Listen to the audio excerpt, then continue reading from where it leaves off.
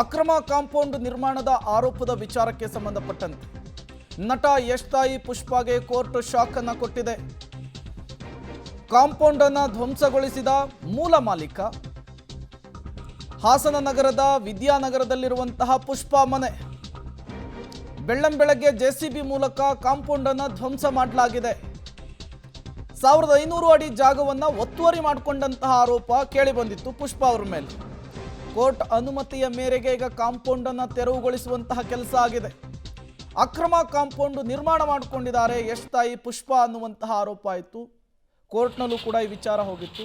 ಈಗ ಕೋರ್ಟ್ನ ಸೂಚನೆಯ ಮೇರೆಗೆ ಯಶ್ ತಾಯಿ ನಿರ್ಮಾಪಕಿ ಪುಷ್ಪಾ ಅವರು ಅತಿಕ್ರಮವಾಗಿ ಕಟ್ಟಿಕೊಂಡಂತಹ ಕಾಂಪೌಂಡ್ ಗೋಡೆಯನ್ನು ತೆರವುಗೊಳಿಸುವಂತಹ ಕೆಲಸ ಆಗ್ತಾ ಇದೆ.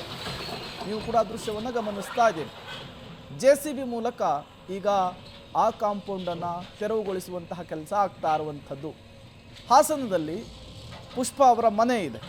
1500 ಅಡಿ ಜಾಗವನ್ನು ಇವರು ಅತಿಕ್ರಮವಾಗಿ ಕಾಂಪೌಂಡ್ ಕಟ್ಟಿಕೊಂಡಿದ್ದಾರೆ ಎನ್ನುವಂತಹದ್ದು ಆರೋಪ ಇತ್ತು. ಇದೇ ವಿಚಾರಕ್ಕೆ ಸಂಬಂಧಪಟ್ಟಂತೆ ಕೋರ್ಟ್ನ ಮೆಟ್ಟಿಲು ಕೂಡ ಏರಲಾಗಿತ್ತು. ಈಗ ಕೋರ್ಟ್ನ ಸೂಚನೆಯ ಮೇರೆಗೆ ವಿದ್ಯಾನಗರದಲ್ಲಿರುವಂತಹ ಪುಷ್ಪಾ ಮನೆಯವರ ಬಳಿ ಈಗ ಜೆಸಿಬಿ ಮೂಲಕ ಕಾಂಪೌಂಡನ್ನು ತೆರವುಗೊಳಿಸುವಂತಹ ಕೆಲಸ ಆಗ್ತಾ ಇದೆ.